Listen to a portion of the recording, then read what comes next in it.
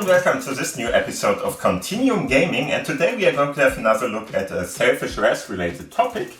As you already can see, we are going to have a look at Löve2d game engine for Sailfish OS. So there was a port of this game engine. The game engine is something, more or less a framework for creating 2D games in Lua script normally.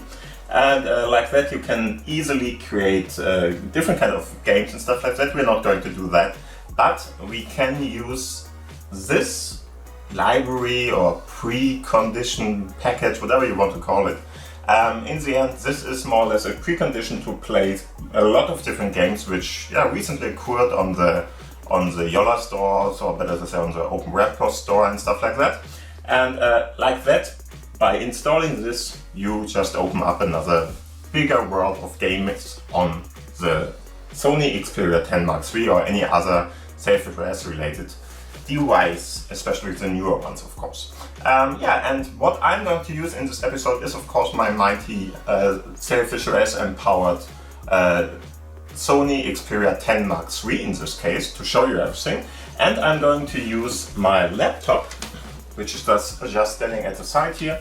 It's connected with the TV here, so you can see everything on this. This is more or less my web browser, and in the web browser I can even open up with the technology screencast what is going on my smartphone with a little bit of delay, but in the end it's working pretty fine and I can show you most of the stuff. When we are going to try games on it or something, I'm going to turn around, show you the display of the smartphone itself too, so you can see what is really just the performance of the smartphone and what is just the delay with using this technology, screencast technology, and bring it to the big screen. In the end, the smartphone is very fast.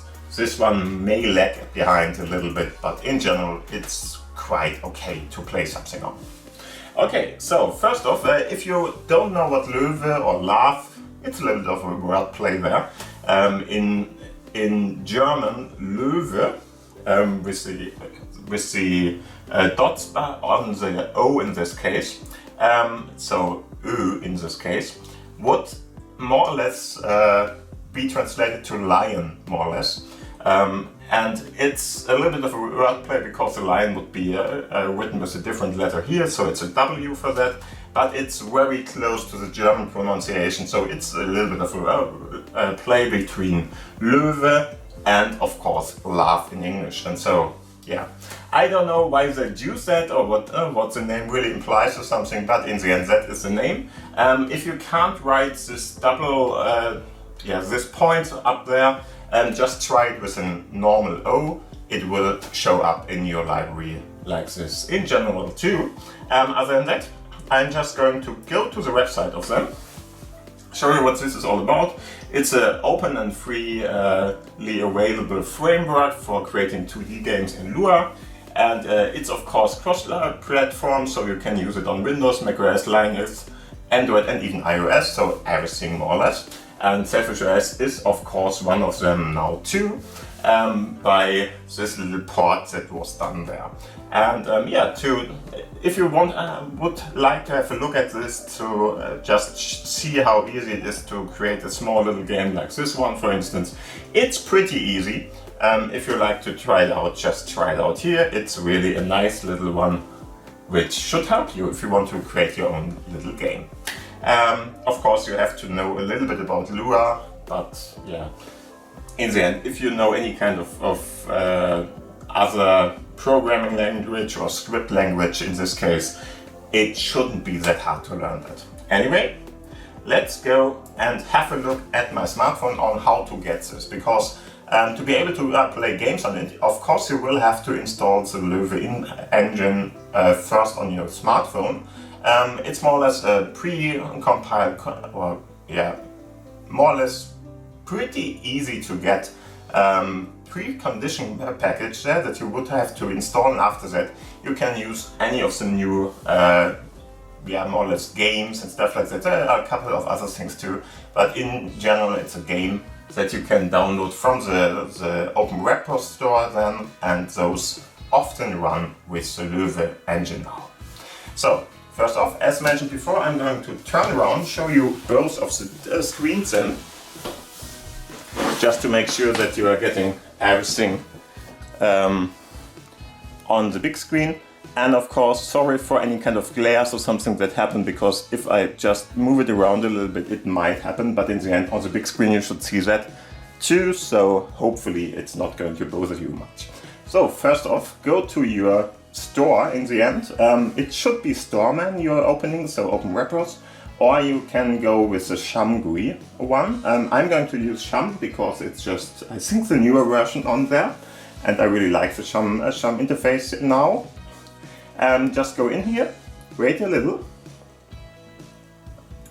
and after a while you should be able to go in here and, for instance, go to the packages page. If you go in here, you can see all the different packages on Chum, and like this, and you already see it, there is a big delay now coming on, but now it's there. You can just go in and type Löve. As you can see, you can just leave out the dots and it should be there. Go with the first one option here, so Löve in this case. And if you see this, there's not even an image or something for it, but it really doesn't matter much. Just get this one, try to install it. The first time I tried to install it, by of course going to the upper menu here and clicking on install, I already have it installed, so I only can delete it now, but in the end, installed is already set there. If you have any kind of problems or whatever, just try to refresh your repositories, and after that, if that didn't work, just try to, for instance, restart the whole Chum GUI here. That worked for me. For the second time I could install it then, and now it's just running. And if you now go back, I'm just going to close down the Chum here, go to my Repos, or Storeman in this case, which is a client for the Repos website with all the different repositories on there. Now you can see here a couple of different recently refreshed games or updated games, and if you have a look in here, you will find a lot of these little star phrase and Mr. Rescue and Laugh Blackjack and stuff like that. And all of those are more or less depending on the Laugh engine. So if you have a look at that, you will find any kind of information here, and in general, if it really is depending on it, maybe I just have selected the one. Yeah, not really, so this is Löve based too, but in the end, other ones are more obvious because they really tell you, hey, this is done in Lua and Löve2d, so the Löve2d engine or Löve2d engine, which should be more or less downloaded before you can play this. But of course we already did that, and so just go in here, get it. I already got it, of course, and then you can just go to your normal screen here and have a look at all the different images or all the different launch icons here. And as you can see, there, for instance, is this star face one and a couple of other ones. Just to let you know, not all of them, or only a very small amount of them, are really playable in a good way on your smartphone, because most of the games here are created for desktop usage or something like that. From time to time you will find a good one. Anyway, the developer of the Lua engine for Sailfish OS provided us with a little bit of an interface for that, so something like a virtual gamepad more or less.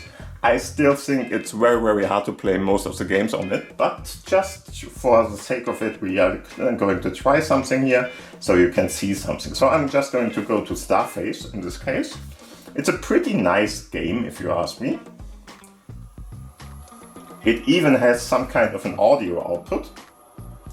And as you already can see there, we have a couple of different options here.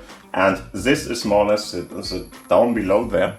Don't know if you can even see it on the big screen very much, but on the smartphone you should be able to see it. This is more or less a virtual keyboard you are getting, and this is more or less a play space they are giving you in this case.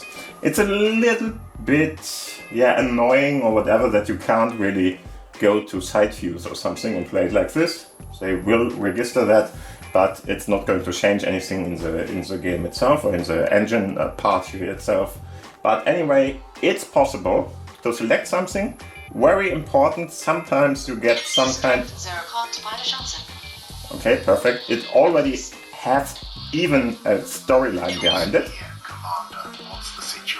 and detected a strange energy signature. yeah, I'm just running into everything now till I get it. The problem with all of this is that it's really a desktop game. It's meant to be run on a desktop computer, and yeah, it's not always easy to really navigate around, but you can do it. Problem with it is there's a little bit of a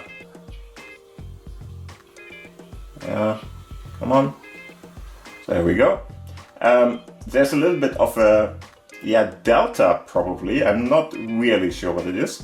This white one there is more or less screen key, joystick in this case, but the biggest problem about that is that I really have trouble to select it because it has a little bit of a delta. You really have to check out where to go with it, how to get it, and if you once you got it, then it might work, it might not. It's hard for me to play at the same time and do this, but in the end, come on now. Yeah.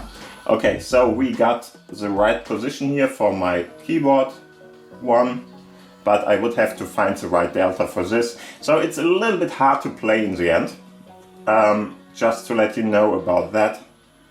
But in the end, you could fire here and play this more or less like one of the Xenon series or something like that probably. And there are a couple of different enemies and stuff like that coming here around. So just try it out. As mentioned before, there are a lot of different games. Some of them are pretty nicely to be played or pretty nice to play. Others are really, really bad because they are just very, very hard to control in this case. Anyway, it's really a nice little addition. You can go to very different games. I already have a couple of them, Max Down Force for instance, and Mr. Rescue. I'm just going to hit Mr. Rescue for you too, just to show you what that is all about. Again, it has a limited screen space up there, which is a little bit of a bummer, especially on a big screen like this, but whatever. And after that, you already can see we have another joystick here with, hopefully, come on, could you do something please? I already played this. Yeah, there we go. And here you can see this, for instance, is a small little retro game about more or less, going out and be a firefighter. And like this, you can play this too. It has an audio output here too, and of course you can try to play it like this. If you have any kind of a functioning, for instance, Bluetooth keyboard on it, I would highly recommend it to use it in some cases in this case. And other than that, you could of course try to use an USB-C connector at the bottom here to connect the keyboard to it and play it like this. But in the end, as you already can see here, it's running pretty nicely. It should work with all the different Lua games you are finding on the Repos store then, or at least most of them. And just try it out. I think it's a fine addition. I will have to play with it in a more in-depth method to get all the different games out. Have a look at what is really a good one, what is not a good one, and how to play them in a meaningful way. And so I would just recommend you to try it out if you like to gamble a little bit. Of course, it's not really prime time ready or something at the moment, but still nice one. Try it out and see what it can do for you. Other than that, thank you for watching, thank you for listening, have a great day, have a great time, we see us in the next episode, and till then, please give this video of course a thumbs up, and of course subscribe to the video if you didn't till now. If you have any kind of questions, put them down below in the commentary section, and till then, see you, have a great one, and bye. Bye.